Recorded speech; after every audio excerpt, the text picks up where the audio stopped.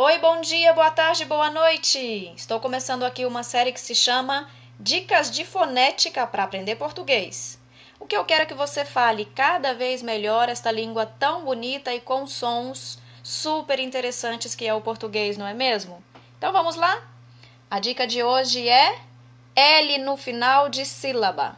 A letra L no final de sílaba, em português, tem o som de U. Isso mesmo, o som da letrinha U. Então, observe estas palavras e pronuncie comigo. Vamos lá? Calma, sal, amável,